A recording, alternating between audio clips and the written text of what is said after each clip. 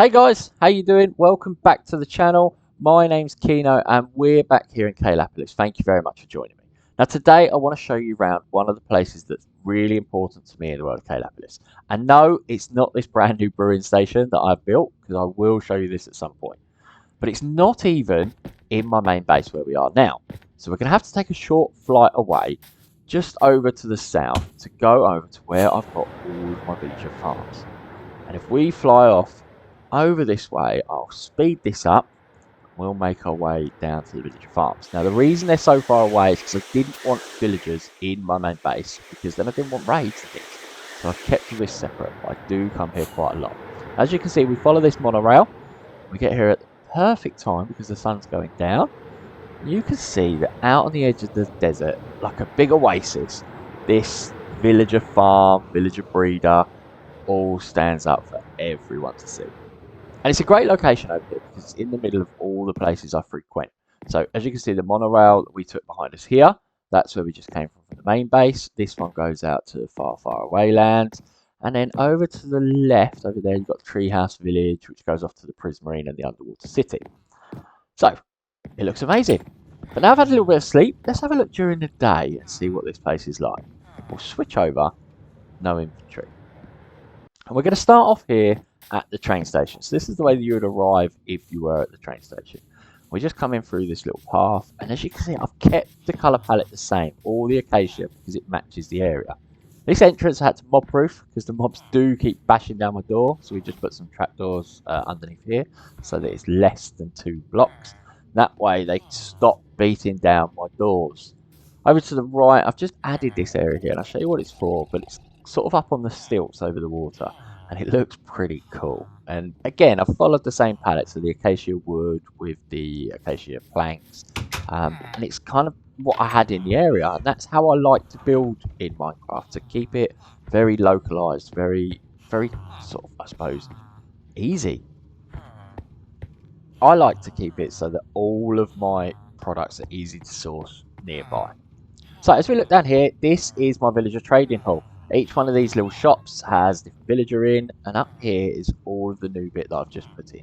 So as you can see, I've got every trade that the villagers can have, and it's all set on this backdrop of this really large building, which is my villager farm. And as we go up to the top here, you can see that I've got the lecterns with all the different sort of villagers here, and they give the different trades which is on the sides. Every single villager in this farm has been bred here, and most of the villagers in my world have probably been bred here, and then we ship them off all around the place. But they've also been turned into zombies, zombie villagers, and turned back so that you get all of the trade discounts. But we'll go into a little bit more of that in just a moment. As you can see with these villagers, I've got on the side there, it tells you exactly what trade they've got, so I can come and get exactly what I need whenever I should need it. Here, for example, this one has a bookshelf for 1 emerald, which is good because that gives me an endless supply of books so that I can enchant them. But down here, we've got all the other villagers as well, or every single trade that we can need. Now this train track comes from the villager breeder itself. Once we've converted them from zombies, the train track then brings us over here and puts them into where I need. It doesn't do anything particular, it's just an easy way for me to move villagers around. As you know, it's blooming hard. We've got this little fountain in the middle, and over this back bit we've got lots of little chests next to each of the villager, and that contains the items we need to do the trading. So here, for example, we've got the beetroot, the melon, the pumpkins, and we can see that because of the discounts we get, if I take this pumpkin, for 1 whole pumpkin I get an emerald, and that's an amazing discount. I've also got Hero of the Village at the moment because I've been to my raid farm recently. But if we put them in there, you can see we get 12 emeralds from 12 pumpkins. But considering this place actually grows and harvests all of the food I need, like the carrots and things like that myself, it's basically free money, which is great. And all of these villagers have their own little box next to them, and it's got all the trade items we need. And every now and then I come back and just sort of top it up so that I can get as many emeralds as I would need. And that's the villager trading hall, and that's how this place started. Just this single layer was all I had for some time, and I showed you guys a map of that at my main base at the very beginning, and that should be up on the screen. just now.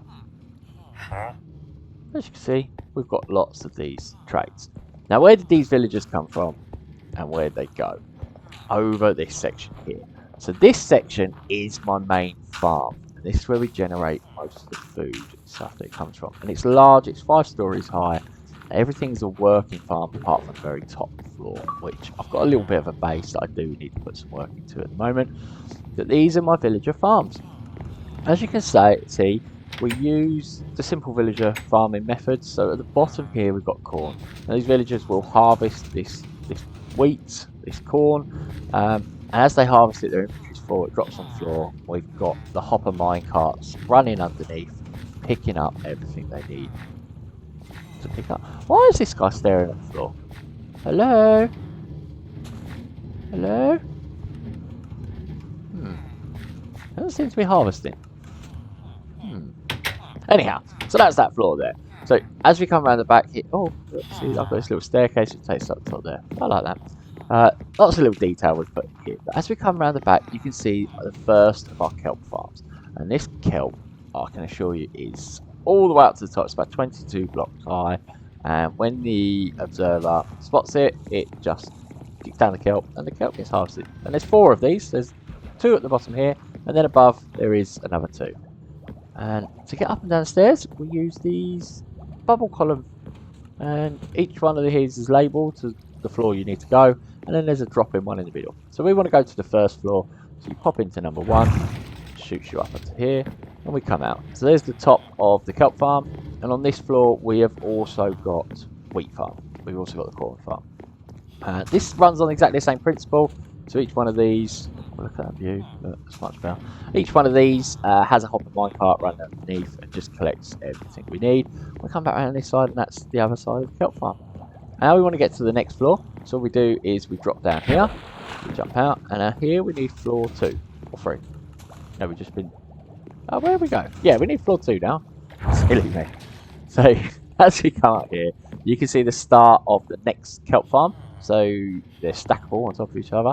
And over here, we've got the next farm. Is that carrots? It looks to be carrots. I can't see because the RTX is great, but the glass reflects. So we have to pop around here and have a look. Now, this one works on a different principle. The carrots, as they fill their inventory, they will try to pass them to this farmer guy here. As they do so they pick them up. They pass them over here. As they do, they pass them over this hopper. The hopper sucks them in and sends it into the sorting system. And that's the same for all of these farms on each of the next couple of layers. Because the hopper minecarts don't work here, it's just easier for them to pass to the other villages. Go in there.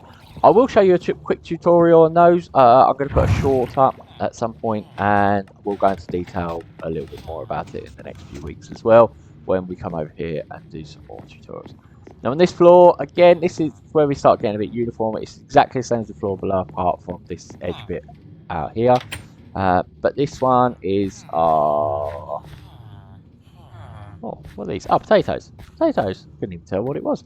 These are potatoes, and the villager passed them over. I didn't know why he wasn't picking those, but they're poisonous potatoes, aren't they?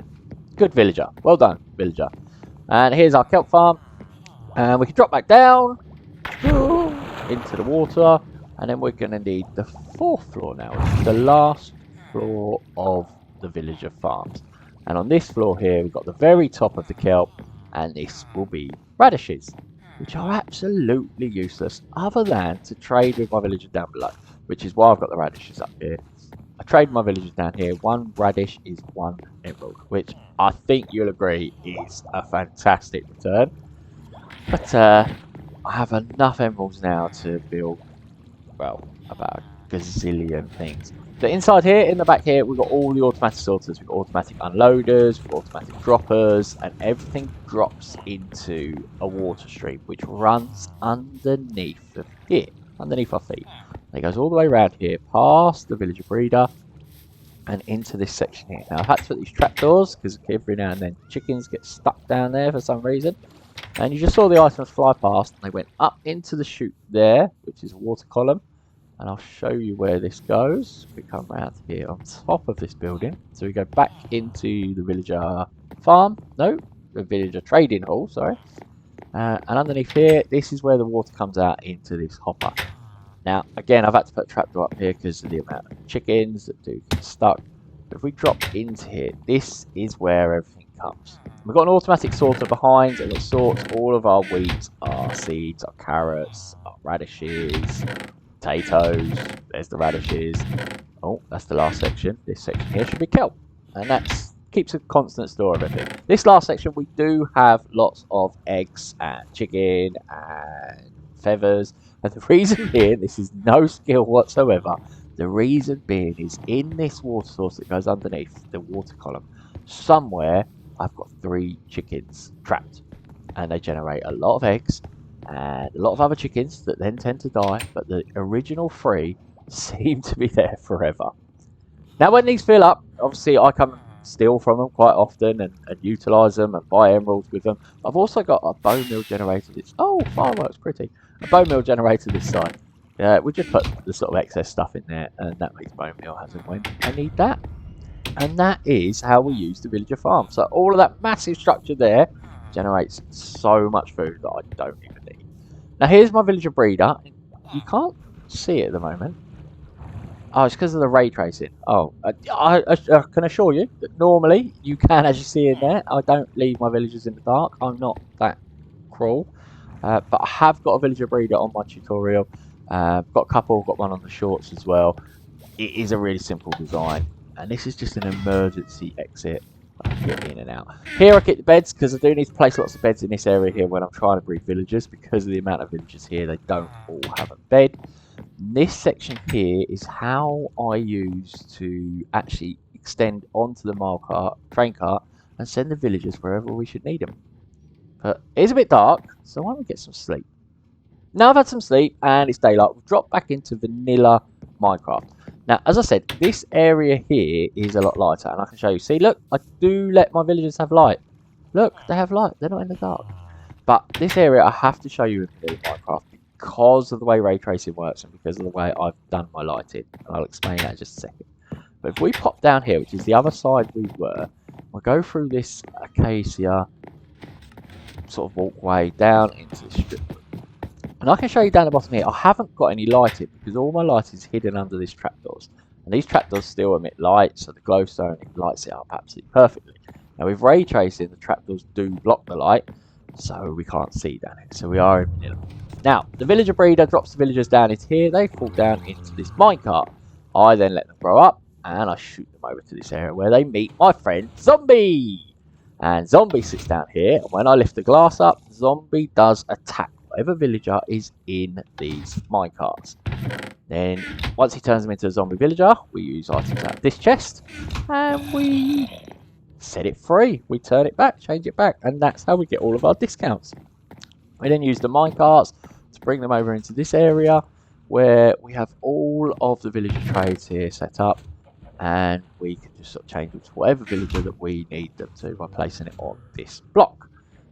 We can also change the trades by setting down this section here, which moves the blocks up and down, which changes and alternates the trades that the villagers may have. Now I won't go into too much detail because I am doing a tutorial. So we jump up here to the top, and that is what I call my villager farm. It's got the place where I breed the villagers and the place where my villagers do the farming. So now if we just drop back over to here, we get the final view of this area. And that's one of the reasons I like this area, because I have used very simple block palette. I've used the localized block palette, the acacia wood, the acacia strip planks, the acacia planks. But I've tried to keep the design as much as possible. Here you can see the monorails going out. Over there, ordinarily, you would be able to see treehouse land, but in RTX, I do have to keep my resolution down a tiny bit. But yeah, this is the area, and I really like it. It is very basic. I've put some detail in where I can, just on the colour palettes and things like that. I have still got some work to do. I think it's coming on fantastic. I just want to drop down here. The last thing I want to show you is this wall, because it is very, very simple. I love it. It's got a little bit of depth to it, and it's great. And that's everything, guys. So thank you very much for joining me, and I hope to show you this place in more detail very, very soon. If you do follow me on my Let's Play series, we do come here quite often, because I quite often need food, I quite often need new villagers, and I quite often have to trade. But overall, guys, if I've inspired you, please do hit that like, follow, share button. Tell your friends about me. Every comment is really much appreciated. So just remember, build like no one's watching, and I'll catch up with you soon.